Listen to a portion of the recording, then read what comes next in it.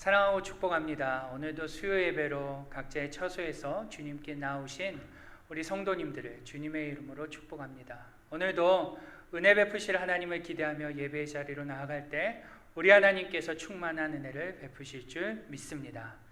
이 시간 다 함께 284장 찬송하시겠습니다.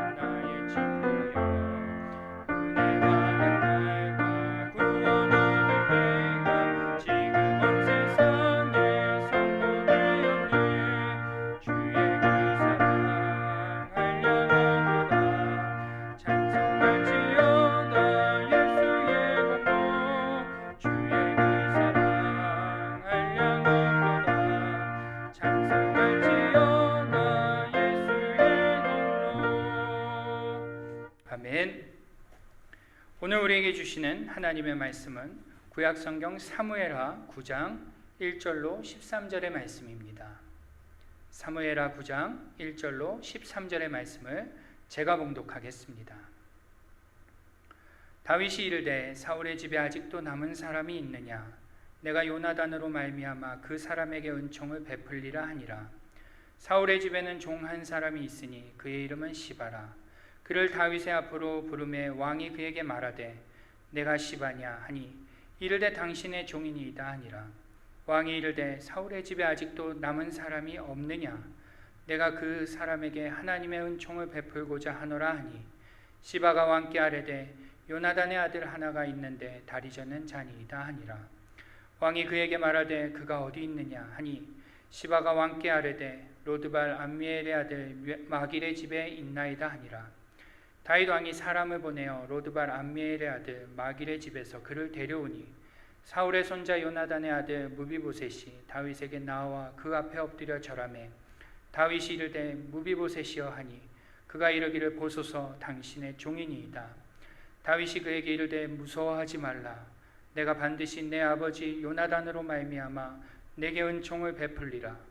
내가 내 할아버지 사울의 모든 밭을 다 내게 도로 주겠고 또 너는 항상 내 상에서 떡을 먹을지니라 하니 그가 절하여 이르되 이 종이 무엇이기에 왕께서 죽은 개 같은 나를 돌아보시나이까 하니라.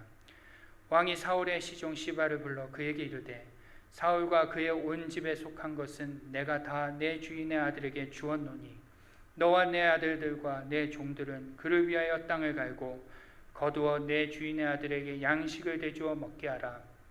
그러나 내 주인의 아들 무비보셋은 항상 내 상에서 떡을 먹으리라 하니라. 시바는 아들이 15명이요 종이 20명이라.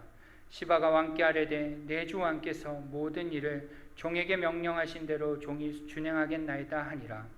무비보셋은 왕자 중 하나처럼 왕의 상에서 먹으니라. 무비보셋에게 어린 아들 하나가 있으니 이름은 미가더라. 시바의 집에 사는 자마다 무비보셋의 종이 되니라. 무비보셋이 항상 왕의 상에서 먹음으로 예루살렘에 사니라. 그는 두 발을 다 절더라. 아멘. 사랑하고 축복합니다. 오늘도 하나님의 말씀을 들으며 또 오늘 우리의 삶에 적용하는 시간이 되어질 줄 믿습니다. 여러분, 다윗을 좋아하십니까? 우리 대부분의 신앙인들은 다윗이라는 인물을 참 좋아하는데요. 아마 그가 했던, 하나님께 했던 행동들이 참 신실하고 성실했기 때문이 아닐까라는 생각을 좀 합니다. 오늘 저는 이 다윗이 나오는 이 사무엘하 9장의 본문을 가지고 이 본문에 나오는 사람들과 또 그들의 관계를 살펴보며 하나님과 우리의 관계를 좀 생각해보고 함께 은혜를 나누고자 합니다. 여러분, 오늘 본문을 말씀드리기 전에 먼저 좀 본문의 배경을 좀 설명드리면, 다윗은 사무엘에게 기름 부음을 받은 지 20년 만에 온 이스라엘의 왕이 됩니다. 그 20년이라는 시간 동안 사울도 죽고요, 사울을 이어서 아들 이스보셋이 왕위를 차지하게 되지만 그 역시 신하에 의해서 죽게 됩니다. 그리고 우리가 잘 아는 대로 요나단도 사울과 같은 전투에서 죽게 되죠. 그렇게 사울의 왕가는 점점 쇠퇴해 갔고 다윗은 점점 강성해 갔습니다. 유다의 왕에서 시작하여 온 이스라엘의 왕이 되었고 그는 진짜 이스라엘의 왕이 되었던 것이죠. 그렇게 왕에 오른 다윗은 하나님의 궤를 다윗성으로 옮기고 주변에 있는 나라들을 정복해 갑니다. 오늘 우리가 읽은 이 사무엘하 9장의 시간쯤 되었을 때는 이제 그렇게 이스라엘이라는 나라가 안정을 찾고 이제 점점 평화를 유지하고 있는 시간이었습니다. 그쯤 되어 다윗은 자신이 사울에게 쫓기던 그 시절 요나단과 했던 약속을 떠올리게 된 것입니다. 그래서 사울의 집에 남은 사람이 있는지 찾아보게 된 것이죠. 오늘 이러한 사실이 오늘 우리가 읽은 성경 본문의 배경이라고 할 수 있다는 것입니다. 여러분, 그러면 오늘 본문을 보시면 다윗은 사울의 집에 남은 자를 찾는 중에 이렇게 얘기를 합니다. 신하들을 불러서 사울의 집에 남은 자가 있느냐라고 알아보라고 말을 하죠. 그렇게 해서 찾게 된 자가 누구입니까? 바로 시바라는 사람입니다. 다윗은 시바를 불러서 그에게 또 묻습니다. 사울의 집에 남은 자가 없느냐? 얼핏 보면 다윗이 사울의 집에 생존한 사람이 있는지 없는지 그 사실 여부를 묻는 것 같지만 사실 이 다윗의 질문 안에는 놀라운 사실이 숨겨져 있습니다. 여러분, 오늘 본문을 한번 잘 보시면 1절에서 다윗은 요나단과의 약속을 떠올리면서 뭐라고 한다고요? 사울의 집에 남은 자가 있느냐라고 신하들에게 묻는다는 것입니다. 약속을 떠올리고 한번 사울의 집에 남아있는 자가 있는지 한번 알아봐라 라고 했던 것이죠. 그렇게 다윗은 백방으로 알아보고 자기가 할 수 있는 한 최선을 다해서 사울의 집에 남은 자가 있는지 알아본 것입니다. 그런데 어떻습니까? 그렇게 해서 찾게 된 자가 시바 외에는 없다는 사실을, 사울의 집에 남은 자라고는 시바 외에는 없다는 사실을 신하를 통해 듣게 된 것이죠. 그래서 다윗은 그렇게 찾은 시바에게 지금 뭐라고 하는 겁니까? 3절을 보시면 정말로 없는 것이냐, 정말로 사울의 집에 남은 사람이 없느냐라고 재차 확인하고 있다는 것입니다. 여러분, 이 장면에서 우리는 무엇을 느낄 수 있습니까? 바로 다윗이 사울의 집에 남은 자를 찾기 위해 노력하고 애쓰고 마음을 쓰고 있다는 것을 볼 수 있다는 것이죠. 여러분, 이러한 질문을 받은 시바, 그가 다윗에게 뭐라고 대답을 하죠? 오늘 본문 2절과 3절을 우리 다 함께 읽어보겠습니다. 시작. 사울의 집에는 종 한 사람이 있으니 그의 이름은 시바라. 그를 다윗의 앞으로 부르매 왕이 그에게 말하되 내가 시바냐 하니 이르되 당신의 종이니이다 하니라. 왕이 이르되 사울의 집에 아직도 남은 사람이 없느냐? 내가 그 사람에게 하나님의 은총을 베풀고자 하노라 하니 시바가 왕께 아뢰되 요나단의 아들 하나가 있는데 다리 저는 자니이다 하니라. 아멘. 그렇습니다. 시바는 다윗에게 요나단의 아들이 하나 있다라는 뜻밖의 소식을 전하게 됩니다. 요나단의 아들 하나가 있습니다. 여러분, 그런데 이 시바의 말에 재미있는 것이 하나 있습니다. 요나단의 아들 하나가 있는데 그는 다리를 전다라는 사실도 지금 함께 다윗에게 보고한다는 것이죠. 왜 시바가 이러한 말을 다윗에게 했을까요? 왜 굳이 그 자가 다리 저는 자다라는 사실을 다윗에게 알리고 있는 것일까요? 그 이유는 바로 시바는 지금 다윗을 두려워하고 있기 때문입니다. 무슨 말이냐? 오늘 본문을 잘 보시면 다윗은 사울의 집에 남은 자가 있는지 찾아보던 중 시바를 찾게 되고 그 시바를 불러서 이렇게 묻습니다. 네가 시바냐? 그 질문에 시바가 뭐라고 대답을 하죠? 네, 당신의 종입니다 라고 대답을 합니다. 오늘 성경을 보시면 시바에 대해서 오늘 성경은 그가 사울의 집안의 종이다 라고 소개하고 있지만 시바는 정작 자신을 다윗의 종입니다, 당신의 종입니다 라고 소개한다는 것입니다. 왜요? 다윗을 두려워하고 있기 때문이죠.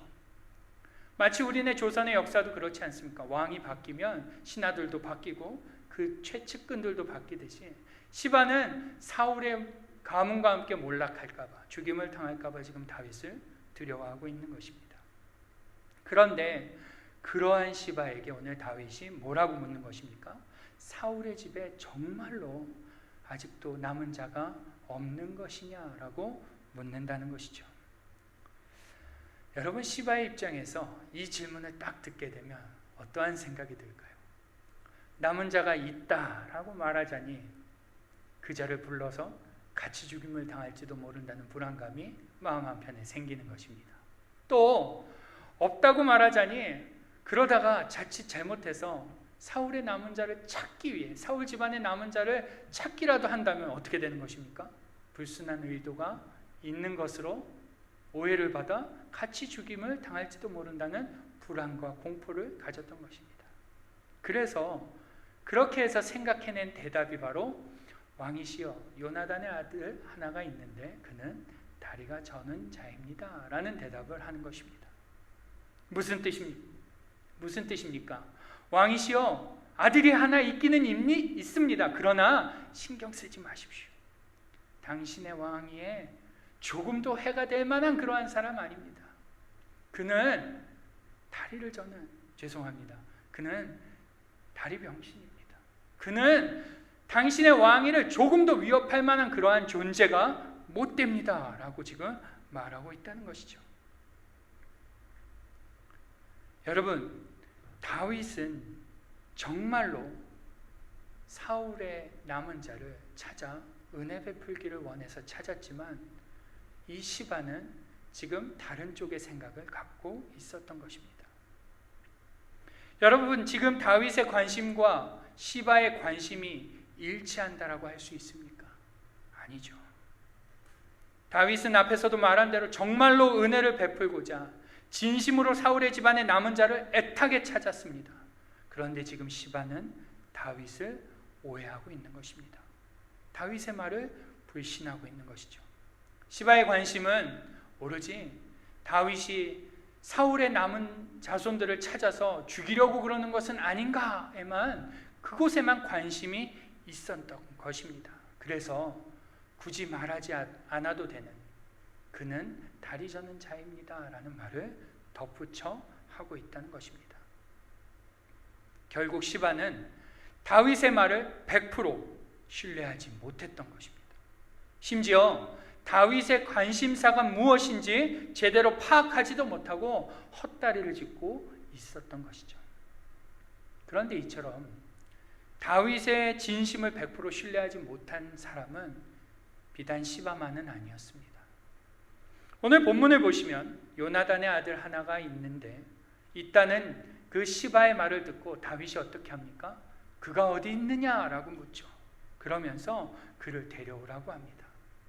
그렇게 해서 다윗 앞에 온 사람이 누굽니까? 바로 무비보셋입니다. 여러분, 무비보셋은 어떠한 사람입니까?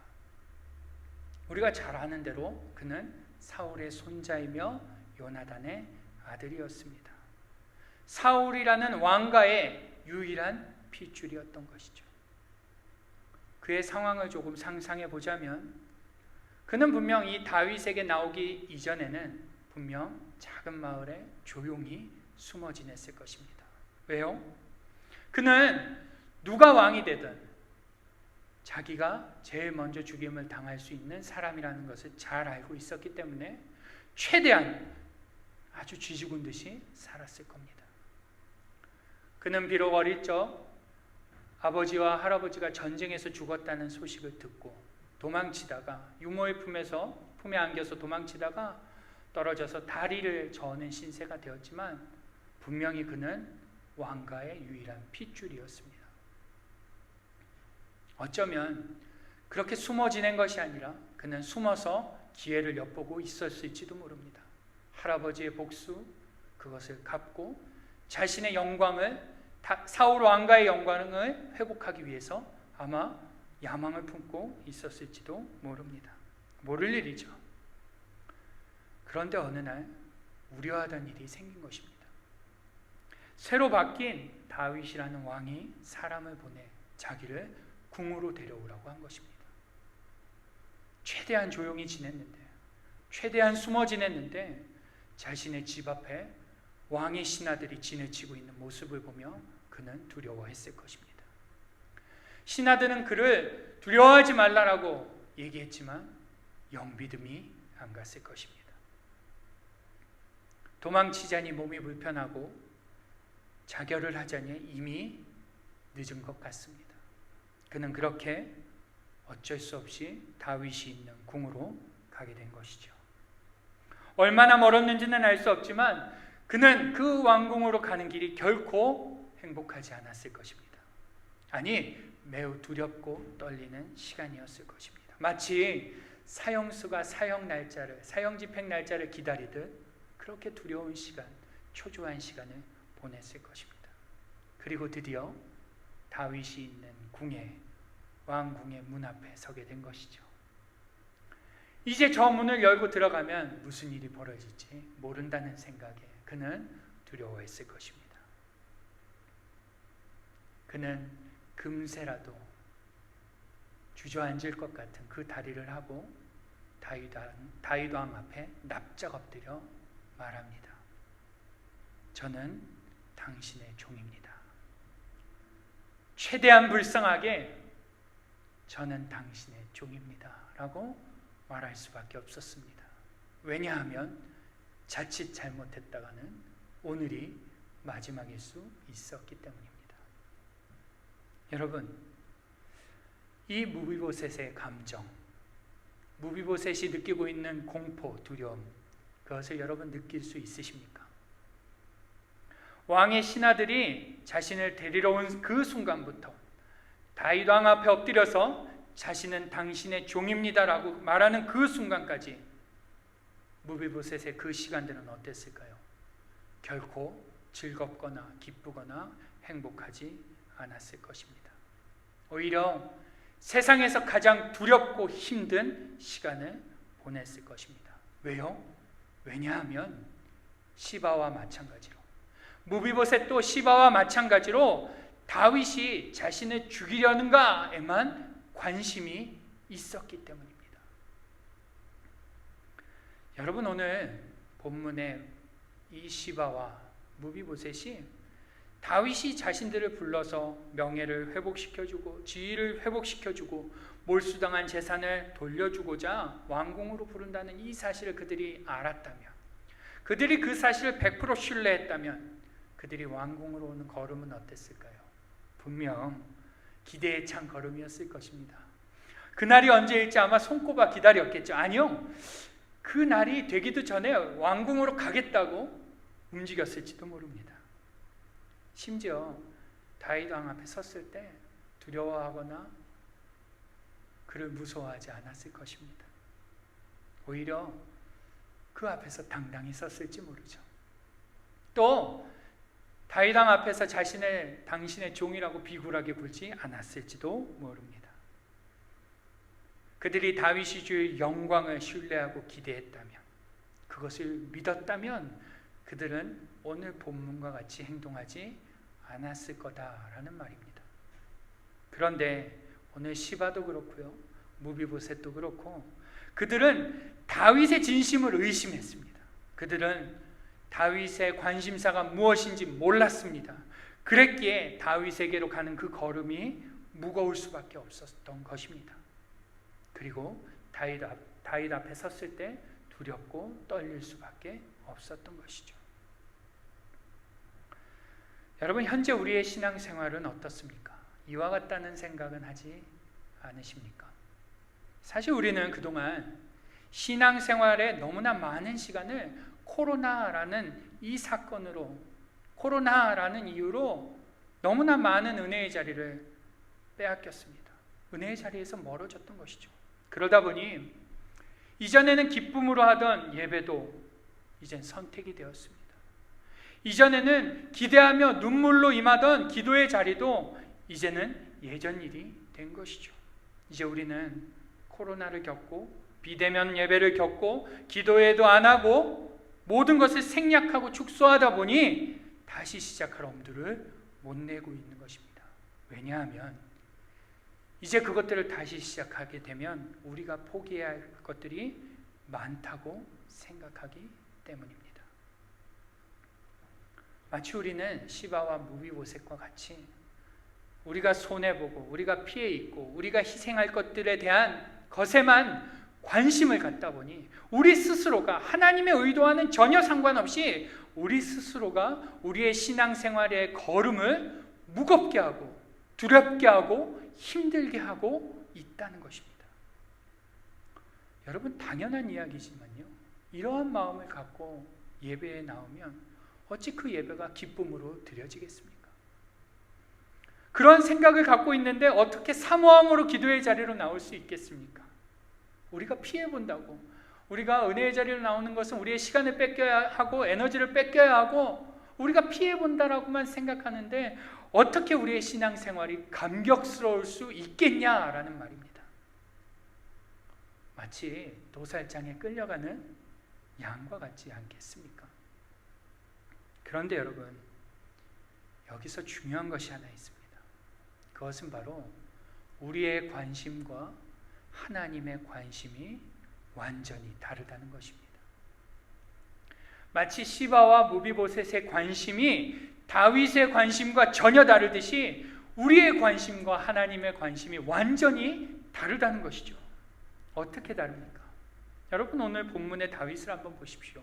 다윗은 아까도 살펴봤듯이 사울의 집에 남은 자를 찾기 위해 여념이 없습니다. 그는 사울의 집에 남은 자를 찾아 그에게 은혜를 베푸는 일에만 몰두하고 있습니다. 그는 자신이 할 수 있는 모든 것을 동원해서, 모든 방법을 동원해서 그 은혜 베풀고자 하는 그 일에만 관심을 갖고 몰두하고 있는 것을 볼 수 있습니다. 사울의 집에 남은 자를 찾아 은혜를 베풀고 그의 명예를 회복시켜주고 그가 뺏긴 재산을 돌려주며 그로 하여금 평생을 영광스럽게 하는 그 일에만 다윗은 관심이 있었던 것이죠. 그래서 시바가 요나단의 아들 하나가 있는데 그는 다리가 접니다. 다리 저는 자입니다. 당신의 왕위를 위협할 만한 자가 아닙니다 라고 하는 그 말에 전혀 관심이 없습니다. 조금의 관심도 보이지 않는다는 것입니다. 그는 그저 그 얘기를 듣자마자 그가 어디 있느냐라고 묻는다는 것이죠. 여러분, 우리 하나님도 동일합니다. 아니요, 더 그렇습니다. 더욱 그러하십니다. 여러분, 우리 하나님은 어떤 분이십니까? 우리가 잘 아는 대로 우리 하나님은 우리를 자녀 삼기 위해 독생자 예수 그리스도를 십자가에 달려 죽게 하신 분이십니다. 너무 자주 들어서 진부하고 고리타분한 이야기라고 생각하실지 모르지만 다윗이 사울의 집에 남은 자를 찾고자 했던 노력보다 우리 하나님께서 우리를 당신의 백성으로 만들기 위해서 하신 노력은 더 큰 아픔이었으며 더 큰 노력이었으며 이 세상의 무엇으로도 비교할 수 없는 애씀이었다라는 것입니다. 여러분, 그런데 어떻습니까? 우리 하나님은 우리에게 그렇게 하시는데 우리는 하나님께 나아가면서 내가 손해볼 것들을 먼저 헤아려 봅니다. 내가 주일에 예배를 한번 드리면 무엇을 할 수 없고, 내가 주중에 기도회를 나아가면 내가 어떠한 것들이 불편하고, 내가 교사로 찬양대로 헌신하면 내 시간이 얼만큼 뺏기고 우리의 예배가 온전히 재개되고 나면 우리는 어떠한 희생을 해야 할지 먼저 헤아린다는 것입니다. 거기에만 관심이 있는 것이죠. 그런데 정말로 놀랍고 감사한 일은 우리가 그렇게 함에도 불구하고 우리 하나님은 여전히 이러한 우리에게 관심이 있으시다는 것입니다. 우리는 하나님께 인색하게 굴지만 그럼에도 불구하고 하나님은 이러한 우리에게만 관심이 있다는 것입니다. 죄송합니다. 이런 표현이 매우 무례하지만 하나님은 지금도 바보와 같이 이러한 우리에게, 하나님께 너무도 인색한 우리에게 이러한 우리를 어떻게 하면 은혜를 줄지, 이러한 우리에게 어떻게 하면 은혜를 베푸실지에만 관심을 갖고 계신다는 것입니다. 마치 딸 아이에게 아이스크림을 하나 사주면서 한 입만 달라고 했을 때 딸이 그 아빠에게 그 한 입을 주기 싫어서 징징대는 그 모습을 사랑스러운 눈으로 바라보는 아빠와 같이 우리 하나님은 당신에게 인색한 우리를 사랑의 눈으로 어떻게 하면 은혜를 줄 수 있을지 그것에만 관심을 갖고 바라보신다는 것입니다. 여러분, 이러한 하나님의 관심과 우리의 관심이 일치될 수만 있다면 어떨까요? 분명 우리의 신앙생활은 감격스러운, 정말로 행복한 그러한 신앙생활이 될 것입니다. 은혜 베풀기를 원하시는 하나님과 그 은혜를 받아 누리고자 하는 우리들, 이 코드가 맞는 순간 우리의 신앙생활은 말할 수 없는 기쁨과 감사로 채워질 것입니다. 여러분, 우리는 그동안 하나님의 관심이 무엇인지 미처 깨닫지 못하고 또 그것에 관심이 없었습니다. 심지어는 그 하나님의 관심을 오해했습니다. 그래서 하나님께 나아가는 것은 귀찮고 번거롭고 힘든 일이라고만 생각을 했습니다. 그러다 보니 우리는 우리 스스로 우리 신앙생활을 무겁게, 그 신앙의 걸음을 무겁고 두렵고 힘들게 만들어버렸던 것입니다. 여러분, 히브리서 11장 6절에는 우리가 잘 아는 말씀이 있습니다. 제가 한번 읽어보겠습니다.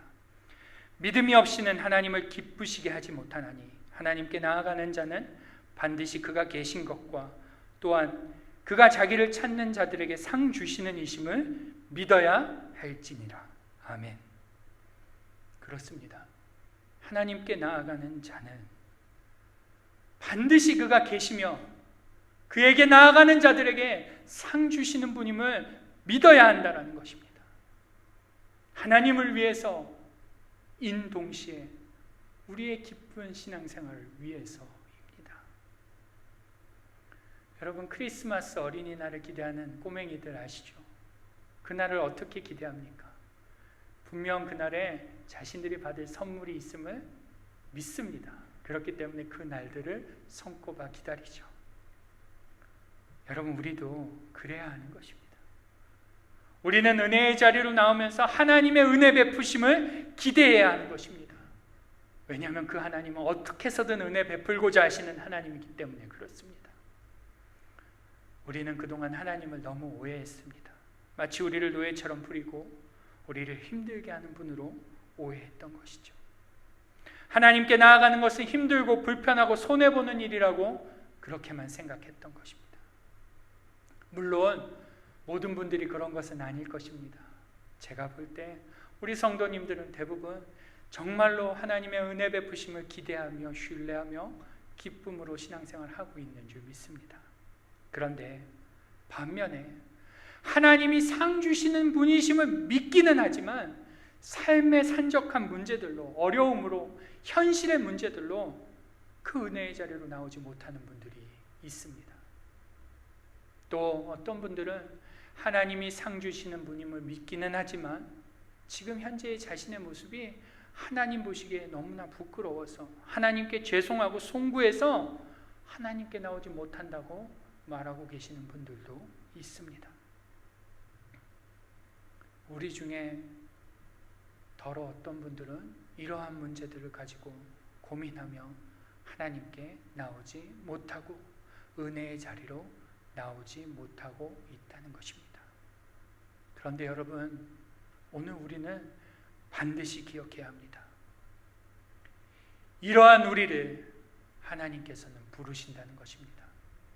여러분, 3절과 4절의 말씀을 한번 보십시오. 다윗이 그 사울의 집에 남은 자를 어떻게 찾습니까? 그들이 정말로 없는 것이냐? 남은 자가 정말로 없냐? 그리고 그가 어디 있느냐? 우리 하나님은 우리를 이처럼 찾으십니다. 너가 어디 있느냐? 괜찮다. 상관없다. 나는 너가 지금 어떠한 존재라도, 어떠한 모습이라도, 어떠한 형편이라도 상관없다. 제발 나에게만 나아오라. 여러분, 오늘 본문의 시바와 무비보셋은 다윗 왕이 진정으로 관심 갖고 있는 것이 무엇인지 알지도 못하고 도리어 다윗을 오해하고 그의 진심을 전적으로 신뢰하지도 않았습니다. 그러나 그럼에도 그들에게 잘한 것이 있다면 바로 다윗이 부를 때 그 부름에 도망치거나 거절하거나 거부하거나 회피하지 않았다는 것입니다. 그들은 다윗이 부를 때 두렵고 떨리지만 무섭지만 다윗 왕 앞에 나아갔다는 것입니다. 여러분, 그들의 걸음은 결코 쉬운 걸음이 아니었을 것입니다. 결단이 필요한 걸음이었고 용기가 필요했으며 결심이, 각오가 필요했던 걸음이었습니다. 마찬가지로 우리도 삶이 어렵고 현실이 어렵고 마음이 어려워지고 주저앉고 포기하고 싶지만 그럼에도 오늘 우리는 결단하고 용기를 내어 각오를 다지며 은혜의 자리로 나아가기로 결심해야 한다라는 것입니다. 여러분, 저는 우리 성도님들의 삶을 인간적으로 공감합니다. 여러분의 삶이 얼마나 힘드실지 어려우실지 공감합니다. 그러나 그렇다고 해서 그러면 나중에 하십시오, 나중에 하셔도 됩니다, 나중에 하셔도 괜찮습니다 라고 말하고 싶진 않습니다. 여러분, 오늘 결단하셔야 합니다. 지금 결심하셔야 합니다. 지금 마음을 확정하셔야 합니다. 왜 그렇습니까? 왜 지금 해야 하나요? 오늘 본문에는 두려움과 의심을 갖고 그 힘든 걸음을 한 무비보셋에 대해, 그의 결말에 대해 이렇게 쓰고 있기 때문입니다. 우리 13절을 다 같이 한번 읽어보겠습니다. 시작. 무비보셋이 항상 왕의 상에서 먹음으로 예루살렘의 산이라 그는 두 발을 다 절더라. 아멘. 무슨 말씀입니까? 그는 비록 다리를 저는 자였지만 그가 은혜의 자리, 다윗이 베푼 그 은혜의 자리로 나아갔으므로 다윗이 베푼 그 은혜로 말미암아 왕자들의 한 사람으로 왕자와 같이 살게 되었다라는 것입니다. 자신의 힘과 노력으로 성공한 삶이 아니라 그는 은혜로 사는 사람이 되었다라는 것입니다. 여러분, 이처럼 우리도 은혜를 베풀고자 하시는 그 하나님께 나아가면 회복이 있는 줄 믿습니다. 심지어 은혜의 자리로 나아가면서도 많은 계산을 하고 하나님께 인색한 그러한 우리라 할지라도 하나님은 이러한 우리에게 은혜 베푸시기를 원하십니다. 또 은혜 베푸실 하나님이신 줄 알면서도 삶의 문제로 주저하고 망설이고 있다면 그러한 우리에게 하나님은 말씀하십니다. 힘을 내 은혜의 자리로 나오려 내가 은혜 베풀기를 원하노라. 사랑하는 여러분, 오늘 저는 여러분을 새롭게 시작하는 아침 기도회의 자리로 초대합니다. 여러분을 주일마다 드려지는 현장 예배의 자리로 초청합니다. 그리고 바라기는 앞으로 제게될 많은 그 은혜의 자리로 여러분을 초대합니다. 여러분, 그 은혜의 자리로 나오시기 바랍니다. 다른 것에 관심 두지 마시고 은혜 베푸실 하나님의 그 관심에만 우리의 관심을 맞추며 그 은혜의 자리로 나오십시오. 그럴 때 하나님께서 베푸실 놀라운 은혜가 있을 줄 믿습니다. 여러분, 우리의 눈물의 결단, 그 헌신, 저는 알지 못하지만 우리 하나님은 분명하십니다. 그리고 그것들이 헛되지 않게 차고 넘치도록 베푸실 줄 믿습니다. 여러분, 그 은혜를 바라보면서 주님께서 초청하시는 그 은혜의 자리에 여러분의 걸음이 향하기를 주님의 이름으로 축원합니다. 아멘. 이 시간에는 다 같이 한번 기도하겠습니다. 기도할 때 각자의 기도의 제목들을 가지고 기도하시면서 또한 말씀을 생각하며 하나님, 오늘 우리의 현실은 어렵지만 하나님, 내가 은혜의 자리로 나아갈 수 있는 용기와 결단을 하는 시간이 되게 해달라고 우리 같이 한번 기도하는 시간을 갖겠습니다. 기도하시겠습니다.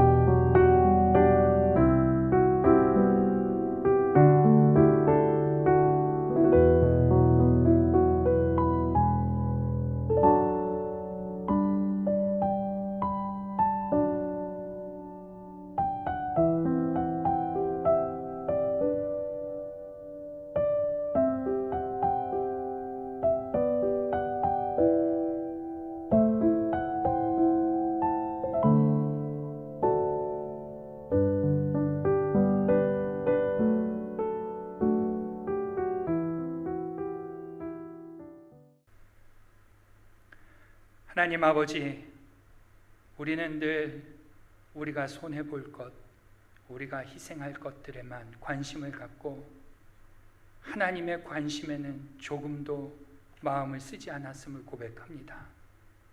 하나님은 어떻게 해서든 우리에게 은혜 베풀고자 하시는데 우리는 그저 하나님에게 조금이라도 덜 드리고자 하는 마음, 우리가 조금이라도 덜 피해보고자 하는 마음만 가득했음을 주님 고백합니다. 그런데 하나님, 우리는 이처럼 하나님께 인색했지만 그럼에도 우리 하나님은 인색한 우리에게 은혜 베풀고자 하심을 오늘 성경을 통해 보고 배웁니다. 하나님, 이 마음이 우리 가운데 심겨지게 하여 주시고 우리가 넉넉히 은혜의 자리로 결단하며 나올 수 있도록 주님 역사하여 주옵소서. 우리의 현실이 우리의 걸음을 막을지 몰라도 넉넉히 그것들을 뛰어넘고 은혜의 자리를 사모함으로 달려 나올 때 하나님이 베푸시는 은혜를 모두가 받아 누리는 주님의 귀한 복된 성도들이 되게 하여 주옵소서. 감사드리며 우리 주 예수님의 이름으로 기도드립니다. 아멘. 이 시간 다 함께 찬송가 310장 부르시겠습니다.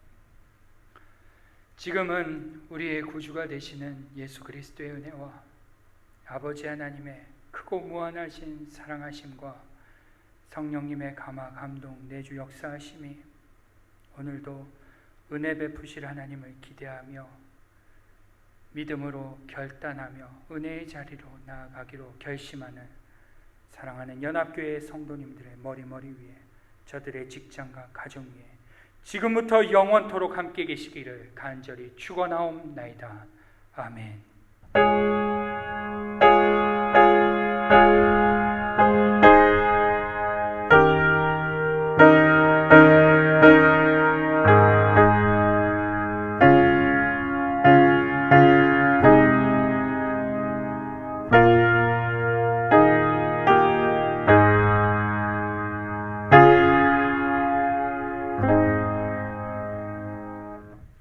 수요예배를 마쳤습니다. 이제 새롭게 시작하는 우리의 삶의 예배에서 믿음으로 단단히 세워지시는 성도 여러분이 되시기를 주님의 이름으로 축원합니다.